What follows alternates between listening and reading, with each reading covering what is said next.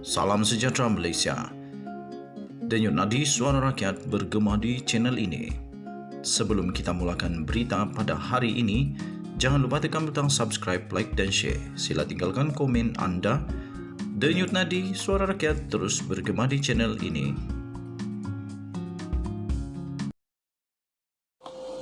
Salam sejahtera Malaysia, Denyut nadi suara rakyat bergema di channel ini. Saya ingin ucapkan terima kasih kepada semua yang sudah subscribe channel ini. Terima kasih yang sudah jadi member. Dan bagi yang belum, sila tekan butang subscribe, like dan share. Komen banyak-banyak. Dan bagi anda yang ingin jadi member, saya alu-alukan supaya anda dapat bersama dalam channel ini sebagai member. Kerana bermula tahun depan, kita akan mulakan goodies, giveaway, merchandise, stickers daripada channel ini. Untuk semua member yang bertuah yang terpilih. Tuan-tuan dan puan yang dihormati sekalian, Menteri Jaga Projek Tempatan Banjir wajib segera tampil beri penjelasan. Saya setuju. Setelah apa yang dibongkarkan oleh Perdana Menteri sendiri, Datuk Seri Anwar Ibrahim, dan dia pun juga adalah Menteri Kewangan yang telah berjaya membongkar bahawa sekiranya projek tempatan banjir ini dilaksanakan bukan dengan direct negotiation, bukan rundingan terus, tetapi tender terbuka, akan ada penjimatan menghampiri 2 bilion ringgit. Tuan Ibrahim terkebil-kebil waktu tu, tak mampu nak cakap apa dah. Sebab yang cakap itu orang yang bijak. Yang cakap itu Perdana Menteri. Yang cakap itu Menteri Kewangan.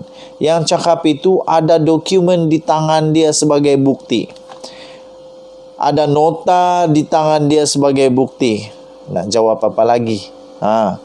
Sebagaimana yang ditegaskan oleh Perdana Menteri, yang juga beliau adalah merangkap Menteri Kewangan, Datuk Seri Anwar Ibrahim beberapa kali, perkara paling penting yang menjadi keutamanya sebaik dia mengambil alih kuasa ialah memastikan tidak berlakunya ketirisan dalam wang kerajaan.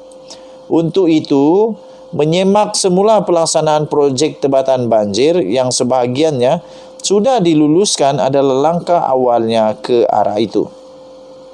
Projek tersebut yang sebelum ini telah diberikan secara rundingan terus oleh kerajaan terdahulu telah diputuskan untuk disemak semula bagi ia dilaksanakan secara tender terpilih. Ketika melawat mangsa banjir di Kelantan baru-baru ini, Datuk Seri Anwar Ibrahim turut juga menyebut projek itu dan tetap akan disegerakan, walau semakan semula dilakukan terhadapnya. Semalam tuan-tuan dan puan yang dihormati sekalian, ketika berucap di Konvensyen Hari Penjajah dan Peniaga Kecil Peringkat Kebangsaan tahun 2022, di Putrajaya, beliau sekali lagi mengulangi perkara yang sama itu. Anwar Ibrahim berkata, melalui proses tender yang terpilih untuk cadangan projek rancangan tempatan banjir RTB itu akan membolehkan penjimatan 1.8 bilion kepada kerajaan. Bayangkan bantuan rakyat yang akan dimasukkan ke dalam akaun rakyat pada Januari ini, kos yang diperlukan oleh kerajaan untuk melaksanakan bantuan itu adalah menghampiri ataupun sebanyak 2 bilion. Sebanyak 2 bilion. Dan dengan 2 bilion itu ada 9 juta isi rumah yang akan menerima manfaat itu. Ada 9 juta yang akan menerima manfaat tersebut. Bayangkan tuan-tuan dan puan-puan, dengan penjimatan sehingga 1 9 bilion ini, berapa ramai rakyat yang boleh dibantu? Berapa ramai rakyat boleh dibantu? Mungkin hampir 8 juta orang boleh dibantu dengan penjimatan ini. Sebab itu Datuk Seri Anwar Ibrahim mahu supaya ada penjimatan, tidak ada ketirisan. Kerana bayangkan dengan wang tiris itu dapat membantu berjuta-juta rakyat.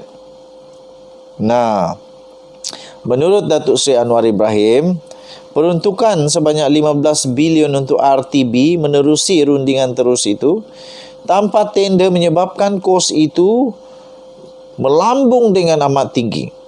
Justru katanya, tambahnya lagi Kementerian Kewangan MOF telah diarah berunding semula dengan syarikat berkaitan untuk pelaksanaan proses tender terpilih.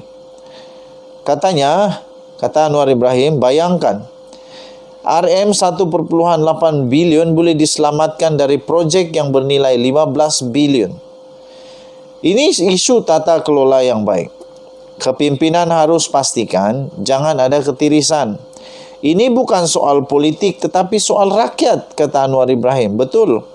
Seperti yang saya kata tadi, bayangkan kalau ada 8 juta rakyat boleh dibantu dengan 1.8 bilion itu. Bayangkan dengan 1.8 bilion itu berapa banyak hospital boleh dibuat. Dia bayangkan dengan 1.8 bilion itu berapa banyak sekolah boleh dibuat. Bayangkan dengan 1.8 bilion itu berapa banyak jambatan gantung di Sabah boleh dibuat. Di Semenanjung, di Sabah, di Sarawak, berapa banyak boleh dibantu. Bayangkan tuan-tuan dan puan-puan berapa banyak klinik kesihatan di desa boleh dibuat dengan 1.8 bilion ini. Banyak tu. Kata Anwar Ibrahim, 1.8 bilion kalau dipulangkan kepada penjajah, bayangkan, ujarnya lagi. Betul itu. Sebagai makluman, projek tebatan banjir yang dilaksanakan secara rundingan terus itu adalah di bawah Kementerian Alam Sekitar dan Air. Menterinya ketika itu ialah Tuan Ibrahim Tuan Man.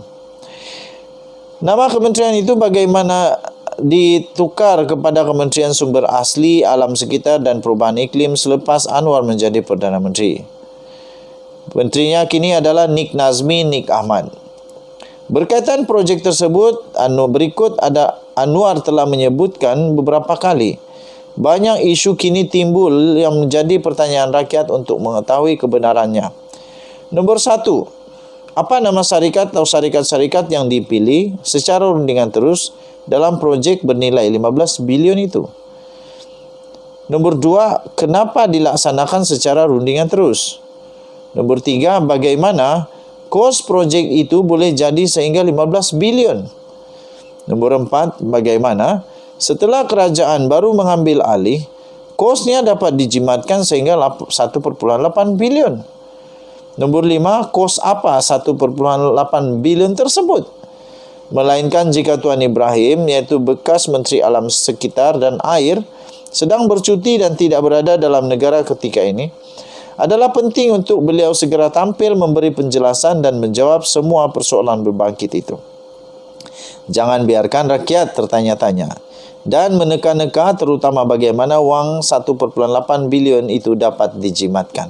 Bukan sikit. Kalau 1 juta tak apa, 2 juta tak apa, ini 1.8 bilion. Hilangnya ke mana 1.8 bilion? Kita jumpa lagi, bye-bye.